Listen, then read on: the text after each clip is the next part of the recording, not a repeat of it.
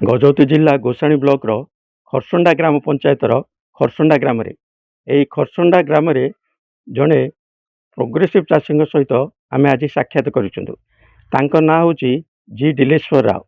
ସେ ବିଭିନ୍ନ ସରକାରଙ୍କର ବିଭିନ୍ନ ଯୋଜନାରେ ଅନ୍ତର୍ଭୁକ୍ତ ହୋଇ ସମାଜର ମୁଖ୍ୟ ସ୍ରୋତରେ ପହଞ୍ଚି ପାରିଛନ୍ତି, ଆତ୍ମନିର୍ଭରଶୀଳ ହୋଇଛନ୍ତି ଏବଂ କିଛି ପରିବାରଙ୍କୁ ମଧ୍ୟ ଜୀବନ ଜୀବିକା ଯୋଗାଇ ପାରିଛନ୍ତି।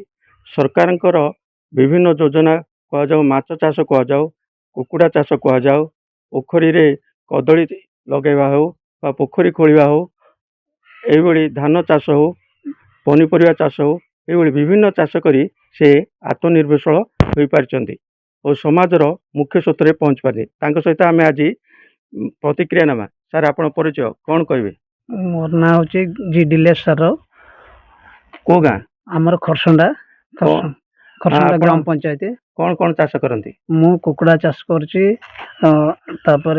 फिश फिश फिशरी भी साहाଯ୍य करछंती। फिश भी काम करची, माछ चाष भी करची, पनीपरिबा सब करची। तापर धान चाष, बिरी, मुग, राशि सब प्रकार चाष मु करची। प्रति वर्ष मते 4-5 डिपार्टमेंट भी मते बहुत सहयोग करछंती। सब योजना मानिकी भल करी करची।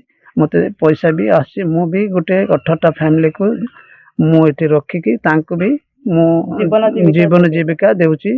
तांको भी କେତେ ଖୁସି ଅଛନ୍ତି ଚାଷ କରିକି? बहुत खुशी है सर। मते प्रति वर्ष अधिक मु खुशी रे अछि, लाभ भी आसी। गवर्नमेंट भी हमको बहुत सहायता करछंती। କ'ଣ କହିବେ? ଆଜିକାଲି ଯୁବପିଢ଼ି ପାଠ ପଢୁଛନ୍ତି, ଚାକିରି ପଛରେ ଦୌଡୁଛନ୍ତି, ସେମାନଙ୍କୁ କ'ଣ କହିବେ? ना चाकरी टारू ये बहुत गवर्नमेंट योजना आसी, से स्कीम जा करिकरी आमे बहुत इंटरेस्टेड करले बहुत पैसा आसी, तार बहुत लाभ आसीबो। सेटा भी भलो और चाकरी पछे बुलेबा भी ना दरकार नै। हम मोर सेतिकी आदाय भी आसी, मु खुशी रे अछि। जा भाई कहूतिले प्रोग्रेसिव चाषी जी डिलेश्वर राव से युवपीढ़ी को चाकरी पछरे न दौड़े निजे चाष कले निजे आत्मनिर्भरशील हो पारिबे एवं समाजर मुख्य स्रोत को पहुँची पारिबे एवं अन्य जन को मध्य जीवन जीविका दे पारिबे।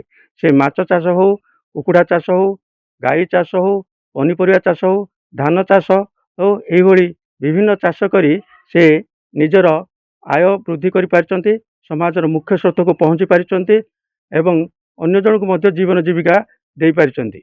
गजपति विवेकानंद बेरा, रिपोर्टर्स टुडे।